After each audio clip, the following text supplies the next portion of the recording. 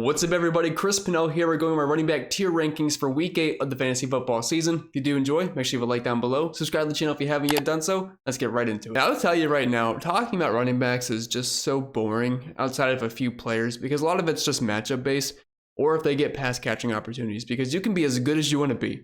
You can be Saquon Barkley, but if your team sucks, your offensive line sucks, and the matchup's not very good, well, you're going to slide right down the rankings, even though I think he is a top tier talent-wise back. But on the flip side, receivers are super fun to talk about because no matter the matchup, the elite studs still tend to get the job done more often than not. But these running backs, these rankings can sway quite a bit from week to week. Like, for example, I had Kenneth Walker in the tier 1 guys last week versus Arizona Cardinals. This week, not so much, as you're going to see. Let's kick it off here with the number 1. We have the tier 1 running backs for week 8 of fantasy football. And he pretty much has a locked in spot right here. CMC is one of the guys where the matchup doesn't really matter too much. Like I said, it is outside of a couple guys, especially the ones that have pass catching upside over just on a good offense, which CMC is. Although I did just get news like 10 minutes ago that Brock Purdy is currently in concussion protocol. And while I don't think he's the best quarterback out there, with him being out, I don't think it'll change too much for CMC. We have Sam Darnold sliding right in. He should be able to operate the system good enough to where CMC just doesn't get screwed here. So it should be another heavy dose for him. And if you don't like CMC, I don't know what you like out of a running back. He's going to get you 18 carries per game. About 4.5 targets, 17% target share. Dude's a beast, and he's pretty much a lock to score a touchdown every single week. He had minus 210 odds to score last week, and we now have 16 games in a row for CMC to find the end zone. So yeah, pretty much a locked in play no matter what the matchup is. It's versus Cincinnati. They're kind of mid-pack, bottom half league versus running backs. Don't care. You're loading him up. Up next, it's kind of up in the air where I wanted to go with number 2 because this guy has been sliding, but I still think he deserves the second spot. But it's Austin Eckler of the Los Angeles Chargers, and has not been pretty since returning from injury. And Joshua Kelly wasn't obviously that bad in the game versus the Kansas City Chiefs. And if you've played Austin Eckler the past 2 weeks, he might have cost you because you obviously used a very high draft pick on Austin Eckler. But hopefully we can get back on track here versus the Chicago Bears. He's an 8.5 point favorite. He's playing at home, 27.5 implied team total, which is the second highest on the slate. We know he can be a touchdown scoring machine. Hasn't exactly been amazing this season, obviously, but we have a limited sample size. They currently rank 25th versus running backs, and Eckler with his pass catching upside, his floor is in theory should be high, although I know it hasn't been the past couple of weeks. Up next, Alvin Kamara, who in the passing game has been unmatched by any other running back so far this year. We're dealing with the smaller sample size with Kamara compared to everybody else, but he's still topping the charts reception wise over any other running back, even though he has played fewer games. Like, these reception totals are insane. We've had 2 weeks of 14 target games, 2 weeks of 10 plus catch games. On the season, he's averaging nearly 10 targets per game, just under 9 catches, a 23.5% target share, a 34% weighted opportunity share, 45 receiving yards, and he's getting 17 plus carries per game as well. This is elite volume. This is a great matchup versus Indianapolis Colts, who are currently ranked 27th versus fantasy running backs. I know the Saints offense isn't exactly the greatest show on turf, and Derek Carr is not that great, but he's a check down merchant, and that's all I want out of running backs. So if you are in a PPR league, Alvin Kamara, he is in the tier 1 group this week. Another guy that is a lethal threat in the passing game, we have Jahmyr Gibbs, the rookie out of Detroit. Now, I'm not sure if David Montgomery is going to play it or not. If David Montgomery ends up playing, I'd have to slide Jahmyr Gibbs down the rankings a bit because we know they're just going to feed David Montgomery the rock. But as of right now, it's a bit up in the air. So my assumption is that he is out. Again, keep in mind, if he is in, you have to slide him down. But if he is out, he played nearly 90% of the snaps last week, had 11 carries, but also had 10 targets. That's elite volume through the air. It's not quite Alvin Kamara like we've seen some weeks, but that is still really good. We know he's a big play threat. Got into the end zone last week as well. So if you're going to give me nearly 20 total opportunities, 80+% of the snaps out of Jahmyr Gibbs, a plus matchup versus the Las Vegas Raiders, who are currently ranking 28th versus fantasy running backs, meaning they're allowing the 5th most points per game. I will take it all day on an offense that can put up a lot of points. They currently have a 26.5 implied team total, and they're also 8.5 point favorites at home. So it's a very favorable spot for Jahmyr Gibbs in the Detroit Lions offense. Then rounding out our tier 1 running backs, it's got to be the guy that is getting a ton of volume this season. On the Jacksonville Jaguars, we have Travis Etienne, who is just dominating the backfield here. No competition for touches, and we have seen Etienne be just elite this year. The volume is great, and he's been performing 18 carries per game, rushing touchdown per game, only 4 yards per carry, but it's fine with the volume that he gets. 4 targets, 30 yards, 11.5% target share. Same that for Etienne in a plus matchup versus the Steelers, who are allowing nearly 120 rushing yards per game to opposing running backs. Moving on to tier 2, he almost made the tier 1 list, but just slightly below Etienne. Now, if Gibbs happens to have to play alongside David Montgomery, you can probably switch these spots here. But Tony Pollard is also in a pretty decent spot here. Matchup wise, not so much, but potential game script does look pretty good for the Dallas Cowboys. The Rams are allowing the 8th fewest points per game to opposing running backs right now, but still 26-point implied team total. They're 6.5-point favorites at home, 16 carries per game on nearly 5 targets, which is a 15% target share. So Tony Pollard, while I don't love the matchup, I still like the offense here for the Cowboys. I should put up points, and he does have some decent touchdown equity here. Next up for me, because he draws a fantastic matchup. Wasn't very productive on the ground last week versus the Chargers. Did get into the end zone though, because once again, we saw more involvement in the passing game. But it's Isaiah Pacheco of the Kansas City Chiefs. And if you're going to be the RB1 in this offense versus the Denver Broncos, you are going to have a ton of value here. Chiefs have a 27-point implied team total. They're 7.5-point favorites. Pacheco's getting you close to 15 carries per game. And recently, we've seen the targets get a nice uptick. So if we're just kicking Jerick McKinnon to the curb, I'm all about it because I got Pacheco in my leagues and I need all the production that I can get. Over 4 yards per carry this season. Had 10 targets the past 2 weeks, and he's caught all of them. And the matchup is as good as it gets. They're allowing 38.4 points per game to running backs, which is by far the most. 143 rushing yards, over 1 rushing touchdown, and getting beat up through the air. Nearly 7 catches and 55 receiving yards. I love the involvement in the passing game that we've seen from Pacheco, and if he's going to be a multi-dimensional back, that is a ton of value in this offense that's going to put up points every single week. So tons of touchdown upside from Isaiah Pacheco. Next for me is Raheem Mostert, RB1 of the Miami Dolphins, which we know is an extremely valuable role to have for fantasy purposes this year. He's been absolutely dominating. Now, last week wasn't so great versus the Philadelphia Eagles, but they have a pretty good run defense, and it just wasn't an amazing game script for Raheem Mostert. But they should bounce back versus the New England Patriots. The highest implied team total of the week at 28.25, 9.5-point favorites at home, 47-point over/under. And if you are not using Vegas totals to at least make some decisions for fantasy football purposes, for like start sets or just rankings in general, you're doing it wrong. Because when you have a running back that is a large favorite at home with a high implied team total on a good offense, chances are they're going to have some pretty good upside to score a touchdown. And that's what we need for fantasy purposes. Plus, Raheem Mostert has been awesome this season. Just under 6 yards per carry at 5.7, 1.3 rushing touchdowns per game on 12 carries, which is insane. But with Devon Achane being out, obviously that increases his upside. I know Jeff Wilson is back, but he wasn't much of a factor last week. And it is a better matchup versus New England. They're currently ranking 19th versus fantasy running backs. And we have some involvement in the passing game as well with Mostert, 10% target share, which is always going to give us some value. So I would fire him back up with confidence. Do not be scared of the poor performance last week. Up next is DeAndre Swift of the Philadelphia Eagles. And I realize we are leaving out some pretty big names right now. Like you're probably wondering, where's Bijan Robinson? Where's Josh Jacobs? Where's Derrick Henry? Like I said, a lot of the running back position this season is basically just matchup based, or if you have involvement in the passing game, especially if we're talking PPR leagues, which is what I am focused on here. Like, yes, they're good talents, but the matchups aren't great. And when they have lower team totals, there's just less upside in general, especially as far as projections are concerned. That's how projections are built. It's got to factor all that kind of stuff in. It just can't go based off of talent or where they were drafted in season long this year.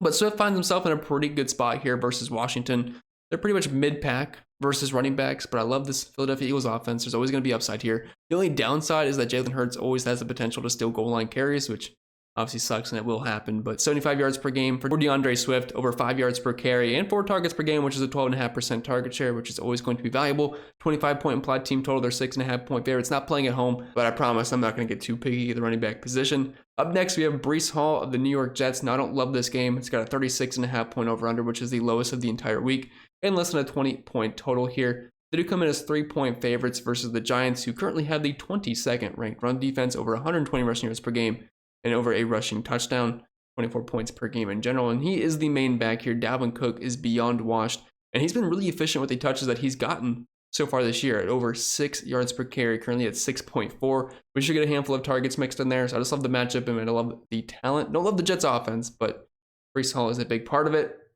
Up next, we finally get a big name, one that everyone's going to recognize. It's Saquon Barkley. Made the tier 2 list here in the same game. Just opposite sides, comes in as a 3-point dog. Has not been as efficient, but does have more volume to work with, so obviously that's going to offset a bit.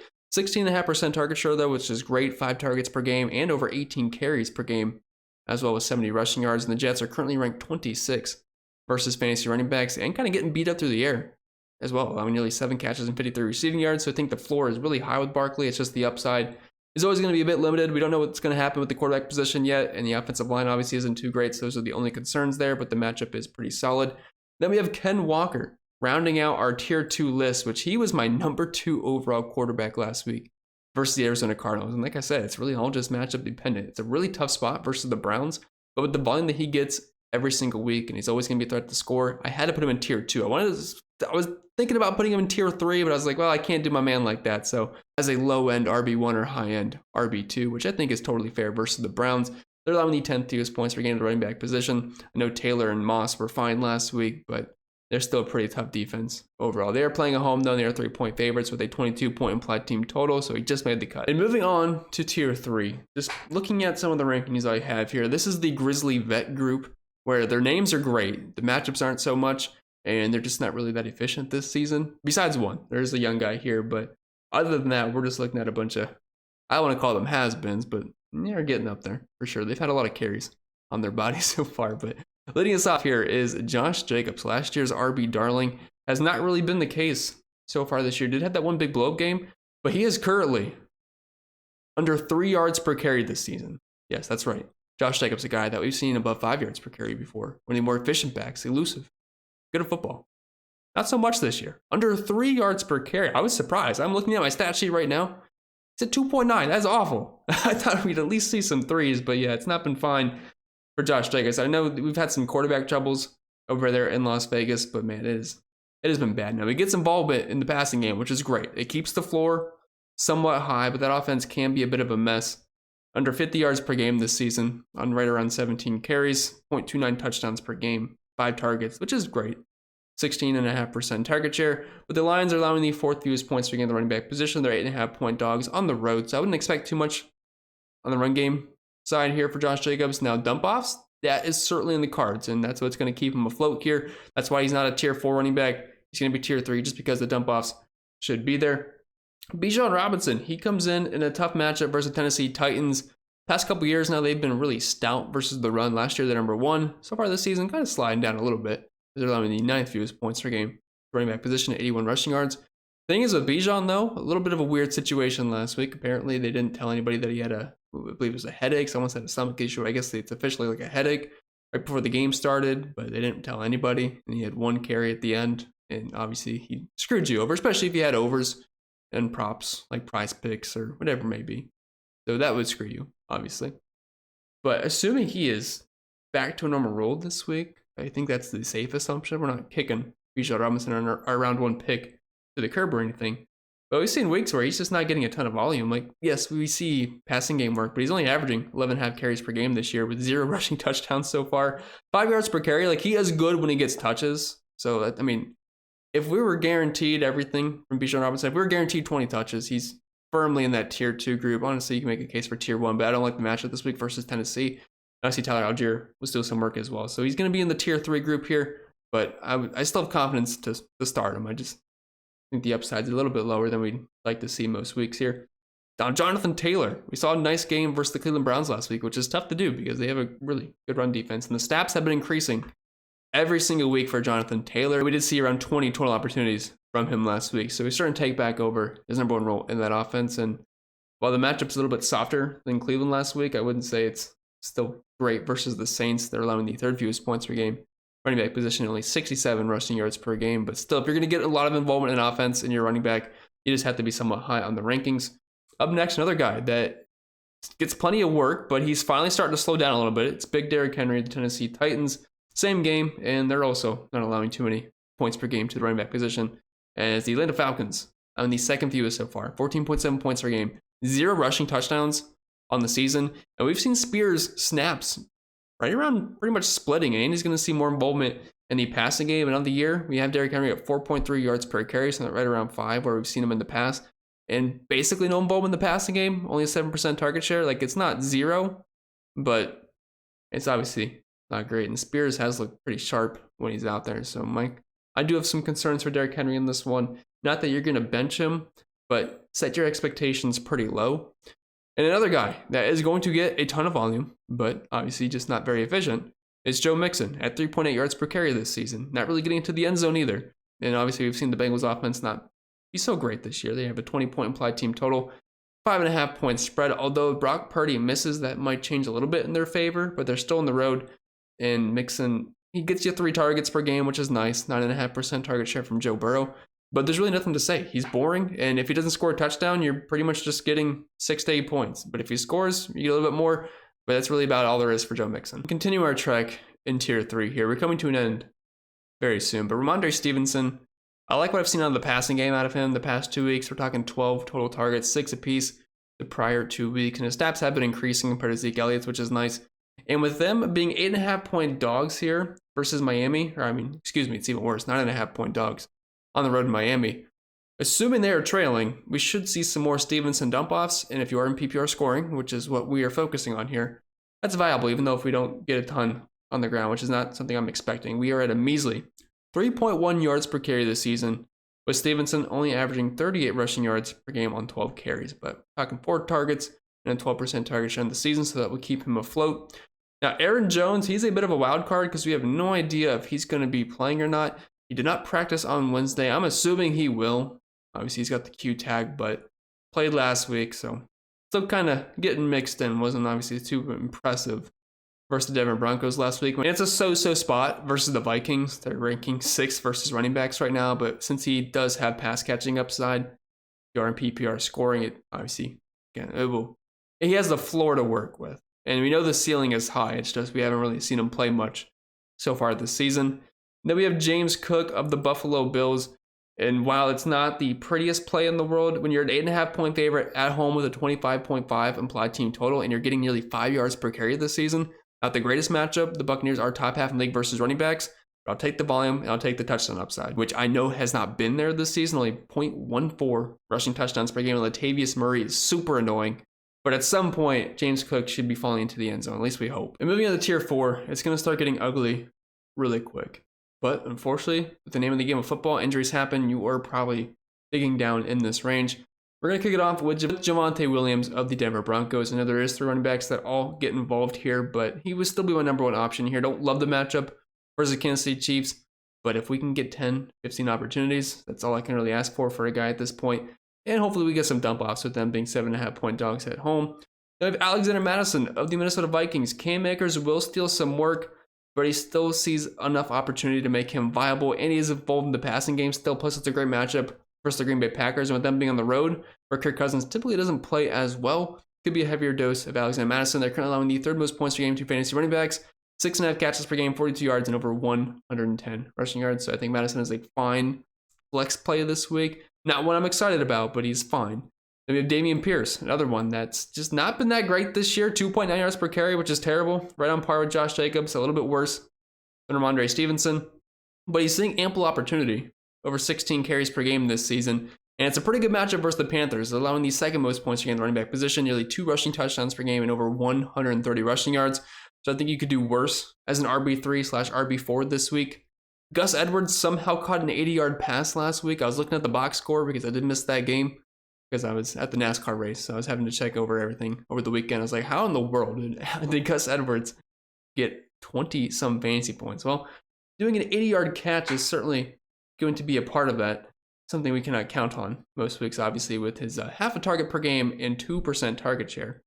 But on the season, 4 yards per carry. Had a good week last week. And another really good matchup versus Arizona Cardinals, who are allowing the 4th most points per game to opposing running backs. He's the RB1 in this offense on the ground. 26.25 implied team total, 8.5-point favorites. I do like the chances for a touchdown for Gus Edwards. Just know, though, with Gus, you're pretty much either getting 5 or 11 points. Because if he doesn't score, you're getting 5 because of the 50 rushing yards. If he does score, you're getting the extra 6 for the 11 fantasy points. Kareem Hunt comes up next. Jerome Ford is going to be out this week, so that leaves him as the RB1 in this offense. Now, I don't think he's going to be the only one getting touches. Pierre Strong does exist and saw a decent amount of snaps last week, but assuming Hunt is going to get the majority of the work here, maybe like a 60-40 split, 70-30, with some involvement in the passing game, that'll keep Kareem Hunt viable in a mid-pack matchup versus the Seattle Seahawks. Now, they're only allowing 56 rushing yards per game, which is really good, but have been getting beat up a little bit in the passing department for running backs and in the touchdown market as well. I'm not excited about Kareem Hunt, especially with PJ Walker under center. Talking a low total here, and they are dogs on the road, but someone's got to touch the ball in this offense. And then Rashad White, another guy that's just not been very good this season. 3.2 yards per carry, gets opportunity, plays a lot of snaps, and he does see targets, which does keep him somewhat fantasy relevant. And it's a really good matchup versus the Buffalo Bills. 24th versus running backs, having 100 yards per game, over 5 catches and 40 receiving yards. I don't expect much out of the Buccaneers here on the road on Thursday Night Football in Buffalo, but someone's going to have to score some fantasy points, and while Mike Evans and Chris Godwin are your most likely options, Rashad White on the backfield is going to be the guy that gets the most work. Heading down to tier 5 to finish this video off. Hopefully you don't have to play anybody from here. We're not even going to use a tier 6. That'll just be reserved for, well, just know if you have to start someone from tier 6, it's not going to be a fun week for you. And neither will be for tier 5, but at least these guys are going to be on the field. Najee Harris, we're going to start with him. Decent week last week, just because he got you double-digit points, which is nice. Not something he's going to do quite often for you, but 13 carries per game, around 4 yards per carry. Jalen Warren is the main pass-catching back here. It's a halfway decent matchup versus Jacksonville. They're mid-pack versus opposing running backs. Like, you could do worse with Najee Harris at home. 19.5 point implied team total. I'm not excited about Najee. Him and Jalen Warren are pretty much interchangeable. Then we have Demercado, the rookie from the Arizona Cardinals, who took over the lead role over Keontae Ingram last week. He didn't even play, and we saw Demercado get over 80% of the snaps. And while we're kind of grasping for straws down here, I do think he is playable in a deep league. It's a really tough spot, though. They're kind of mid-pack versus running backs, the Baltimore Ravens. It's only a 17 point implied team total for the Cardinals, and they are 8.5 point dogs. Hopefully we get a couple targets mixed in there. Not expecting much, but at least he's going to be a starting running back. Chuba Hubbard, it's pretty much interchangeable with him and Miles Sanders.